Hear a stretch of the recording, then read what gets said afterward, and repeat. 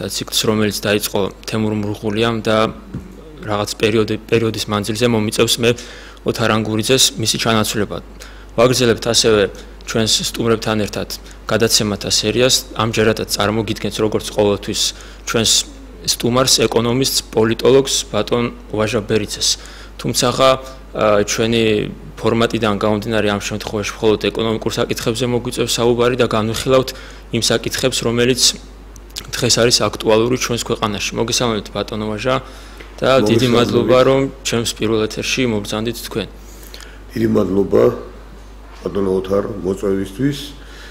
მივესალმები ტელეკომპანია ობიექტივის მაყურებელს, მსმენელს და მინდა გისურვოთ წარმატებული დებიუტი რამდენადაც ძალიან საინტერესო გადაცემის წამყვანის ამპლუაში ვძანდებით დღეს. დიდი მადლობა. მაშინ გადავიდეთ უკვე საკითხებზე ბატონო ვაჟა. ყველას მოგვეხსენება რომ დღეს საკმაოდ რთულ პერიოდში გვიწევს მოღვაწეობა, ეგრეთ წოდებულ, ასე ვიტყოდი, საარჩევნო კამპანია ქვეყანაში განვითარებული და ძირითადად ქვეყანაში არის წამოჭრილი ორი ძირითადი ბანაკი, ეს არის სახელისუფლებო და ეს არის მეორე ბატონი ივანიშვილის გარშემო შეკრებული სხვადასხვა პოლიტიკური სუბიექტები. თუმცა არიან სხვადასხვა პოლიტიკური პარტიებიც ამ პროცესში ჩართული, რომლებიც სხვადასხვა მიზეზთა გამო ისინი მაინც და მაინც ნაკლებად ჩანან სარბიელს. თქვენ ამ პარტიებიდან რომელ პროგრამას გამოყოფდით, მაინც და მაინც თუ გაცნობილ ხართ, ან ასეთი შემთხვევა თუ ქონიათ და აი მსმენელსაც რო გავაცნოთ, მაინც რასთან უნდა გქონდეს, როდესაც საუბრობთ პარტიების პოლიტიკურ, ეკონომიკურ პროგრამაზე, რასთან უნდა გქონდეს საქმე და აი რაზე უნდა გაამახვილოს ძირითადად ამომრჩეველმა და მოსახლეობა, მაინც თქვენი მოსაზრება. მინდა მოგახსენოთ, რომ ჯერჯერობით საზოგადოება არ იცნობს საარჩევნო მარათონში მონაწილე პოლიტიკური პარტიების ეკონომიკურ პლატფორმებს. უფრო მეტიც პროგრამებს არ ვიცნობთ ჩვენ ჯერ, არც სახელისუფლო ძალის, ერთიანი ნაციონალური მოძრაობის და არც მისი ოპონენტების. მაგრამ ჩვენ იმის მიხედვით თუ რა თვალსაზრისებს ავითარებენ ისინი, რა თემებზე საუბრობენ, რა სთავაზობენ მოსახლეობას ხშირი შეხვედრების დროს, გამოუცხადებელი საარჩევნო კამპანიის აი ამ პერიოდის განმავლობაში, რომელიც ბოლო რამდენიმე თვეს მოიცავს, ჩვენ შეგვიძლია მსჯელობა იმის შესახებ, თუ რა მიზნებით, რა დაპირებებით და რა პოზიციით მოდიან ისინი არჩევნებზე. აქედან გამომდინარე, მე ვიტყვი, რომ ბევრი სიახლე არაფერია, თუ არ გავითვალისწინებთ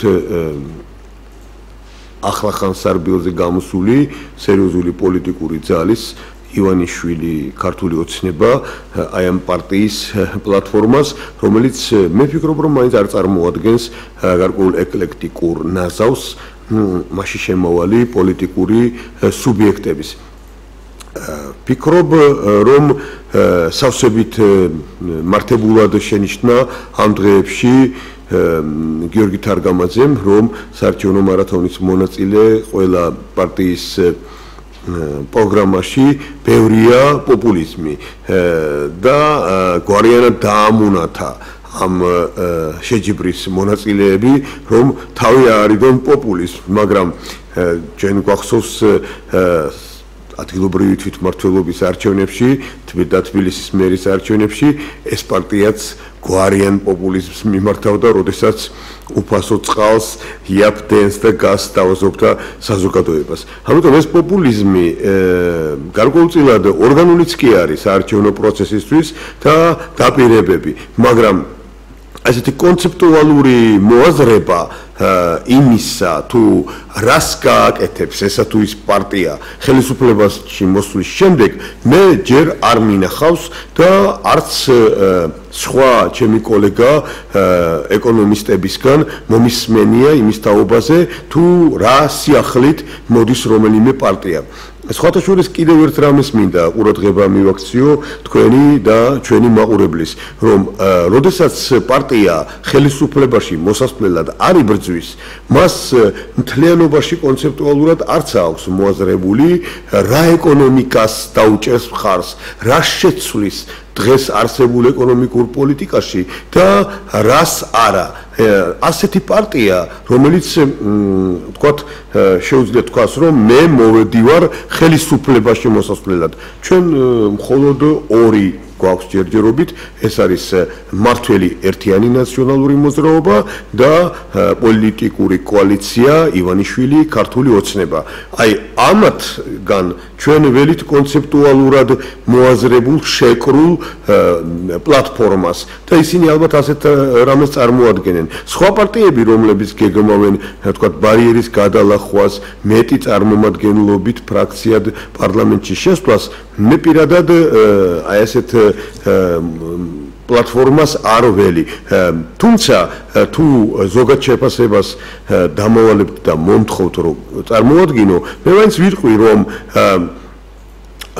მართველი პარტიის ხედვებში ლიბერალურ შეხედულებებს ენაცვლება სოციალისტური ფრაზეოლოგია და იდეოლოგია. მაშინ როდესაც ცენტრისტული და უფრო თანმიმდევრულია ივანიშვილი ქართული ოცნება. ეს ეკლექტიკა, რომელიც მართველი პარტიის ეკონომიკურ ხედვებში გამოსჭვივის, მე ვფიქრობ, რომ მას ხელს შეუშლის საარჩევნო კამპანიის წარმატებით წარმოებაში და ამომრჩევლების მიმხრობაში.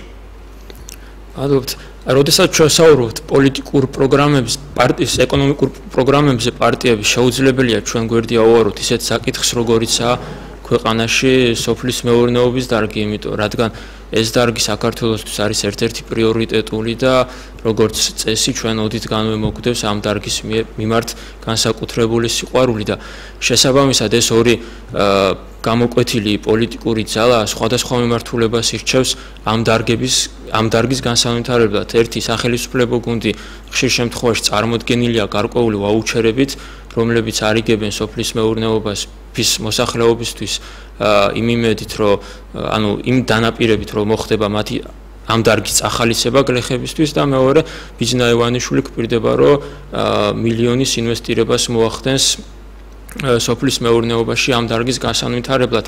თუმცა მე აქ აუცილებლად მინდა მოვიყვანო, სანამ კითხვას დავსვავდე, ბატონი ბენთუგიძის კომენტარი, რომელმაც რამოდენიმე დღის წინ კომერსანტთა ინტერვიუში განაცხადა, რომელიც ამბობს, რომ მილიარდის ინვესტირება სოფლის მეურნეობაში წარმოქმნის ჭარბობს და ეს უფრო ხელს შეუშლის ამ დარგის სრულყოფილებას, რადგან ამ დარგს ისედაც აქვს თავისი რესურსი, 1,7 არის საუბარი 1,7 რომელიც ბატონი ბენდუკიძე ასახელებს. თქვენ როგორ ფიქრობთ, მართლა წარმოქმნის თუ არა ეს 1 მილიარდი ჭარბობს სოფლის მეურნეობაში, თუ მართლა არ არის საჭირო ამხელა თანხის ინვესტირება და საკმარისია იმ ვაუჩერიზაცია გავაგრძელოთ სოფლად.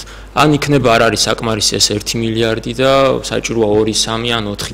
აი თქვენი შეფასება როგორ იქნება ამ საკითხთან დაკავშირებით? მე მაშინია, რომ ძალიან ფუნდამენტური და აქტუალური კითხვა დასვით და ერთობ ძნელი მისიაც დამოკისრეთ, რომ ასე ვთქვათ, ერთ პასუხში ამოვწურო საკმაოდ საფუძვლიანი თემა. რაც შეეხება აქვე ვიტყვი ბენდუკიძის ხედვებს, ამ ხედვების და ბენდუკიძის ზღაპრების შედეგები სოფლის მეურნეობასთან მიმართებაში სახეზეა.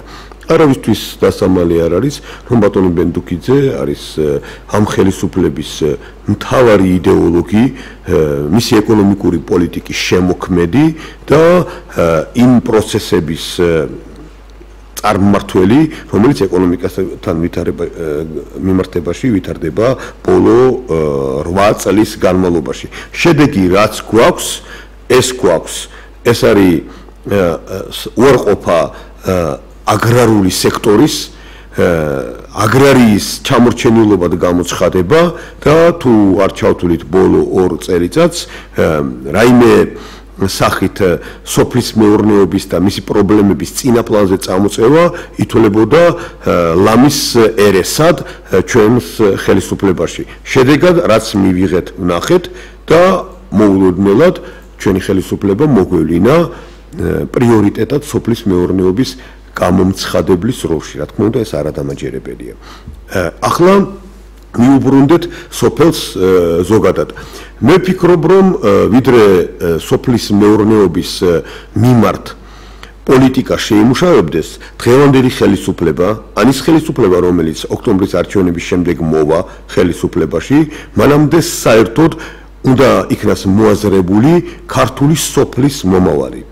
რა უნდა იყოს ქართული სოფელი, როცა ჩვენ ვამბობთ რომ მოსახლეობის 55% ცხოვრობს სოფლად, რომელიც ქმნის მთლიანი შიდა პროდუქტის 8-9%. ეს არის ძალიან ცოტა და ეს არის კატასტროფა, ეს არის მიუღებელი. და ბატონი ჯანდიერი ამ ხელისუფლებასთან დაახლოებული ეკონომისტი ლიბერტარიანელი ამბობს რომ სოფლის მეურნეობის განვითარება თუ გვინდა ჩვენ სოფლად უნდა იყოს მოსახლეობის მხოლოდ 5%, დანარჩენი უნდა გამსხვილდეს მიწის ნაკვეთები, მცირე მიწიანობის გათვალისწინებით ჩვენი ქვეყნის და აი მაშინ ფერმერულ მეურნეობაზე დაყრდნობით ჩვენ გვექნება სოფლის მეურნეობა. სხვა შემთხვევაში არა. ამის მიღება და გამოცხადება ოფიციალური იდეოლოგიად დღევანდელ ხელისუფლებას არ უნდა და არ შეუძლია. იმიტომ რომ განწყობა ხალხის იქნება ძალიან მკვეთრი, ნეგატიური და შედეგს ამით ისინი ვერ მიაღწევენ. მაგრამ თვით მეც კი რომელიც არ ემხრობი ბატონ ეკონომისტი ჯანდიერის შეხედულებას მარტივად აღნიშნავ რომ მასში არის გარკვეული ჭეშმარიტება და ჩვენ ჯერ უწინარეს ყოვლისა უნდა მოძებნოთ ქართული სოფლის მომავლის ხედვა, სტრუქტურა, რა იქნება ის, როგორი ტიპის მეურნეობები იქნება, რა სახის კოოპერაცია შეიძლება იქ დაინერგოს, საგლეხო ფუძე, რომელიც თავის თავსაც კი ვერ აკმაყოფილებს და ფაქტობრივად ჩვენი სოფლის უმეტესობა ეს არის ნატურალური კარჩაკეტილი მეურნეობა, ლამის ადრე ფეოდალური შუა საუკუნეობრივი გლეხური კომლებისგან შემდგარი, რა ნაირად უნდა შევცვალოთ ჩვენ სოციალური გამფენება ჩვენი საზოგადოების, რომ შედეგად მივიღოთ სოფელი, რომელიც იქნება ჩვენი სახელმწიფოს, საქართველოს, ქართველი ერის, საქართველოს მოქალაქეების დრიტა და იქნება განვითარების სტიმული და განვითარების ხელშემწყობი ფაქტორი. ჩვენ სხვანაირად ვერაფრით ვერ განვავითარებთ სოფელს, სხვანაირად ჩვენ არ გვექნება სოფლის მეურნეობა, რომელიც სხვათა შორის თვით ევროკავშირის სახელმწიფოებისთვისაც კი არის ძალიან სერიოზული სფერო და თუ ჩვენთან ლამის ანათემას გადასცემენ ყველას, ვინც ხმას ამოიღებს სუბსიდირებაზე სოფლის მეურნეობის ევროკავშირში უზარმაზარი სუბსიდიებს ახორციელებს საფრანგეთი, იტალია, შუა ევროპის ქვეყნები იმისათვის, რომ სოფელი არ ჩაკვდეს, რადგან სოფლის მეურნეობის და სოფლის განადგურება იქნება ამ ქვეყნების და ამ საზოგადოების მოშლის საფუძველი. აქედან გამომდინარე, მე ვფიქრობ, რომ ჯერ უნდა განისაზღვროს ჩვენი სოფლის მომავალი, რა ტიპის დასახლებები უნდა იყოს სოფლად, გაფანტული, მიმოფანტული, როგორც დღევანდელ დასავლეთ საქართველოსია, თუ აი დაბის ტიპის, რომლის გარშემოც კოოპერაციული მეურნეობები ან ფერმერული მეურნეობები ჩამოყალიბდება. ამის თაობაზე ჩვენი ეკონომისტები და ჩვენი სოფლის მეურნეობის სპეციალისტები ჯერჯერობით ან არ საუბრობენ, ან ისინი მოსმენილები და შესმენილები არ არიან. ამიტომ უნდა დავიწყოთ სერიოზული მსჯელობა იმის თაობაზე, თუ საქართველოს მის მოსახლეობას რა სახის სოფლის მეურნეობა ესაჭიროება. ჩვენი სახელისუფლებო ლექსიკიდან ბატონო ვაჟა, როგორც ვატყობთ ამოხებულია სიტყვა სოფელი და ის ჩაანაცვლა სიტყვა რეგიონმა.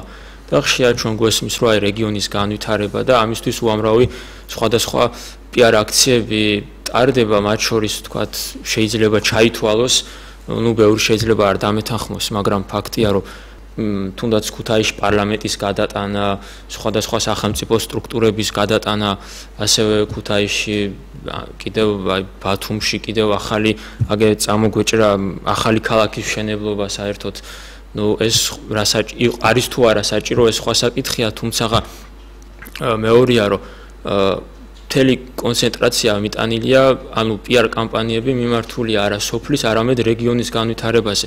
საინტერესოა განავითარებს თუ არა რეგიონს, თუნდაც რეგიონის მაგალითზე რო ვიმსჯელოთ, ასეთი უწყებების გადატანა დედაქალაქიდან სხვა ქალაქებში, ანუ ეკონომიკურად რამდენად იქნება მომგებიანი და გამოიწვევს თუ არა ეს დეცენტრალიზაციას ხელისუფლების, რომელიც შემდგომში წესით უნდა უწყობდეს ხელს ადგილობრივ მოსახლეობის განვითარებასაც, ну, სოფლის განვითარებასაც და ასე შემდეგ.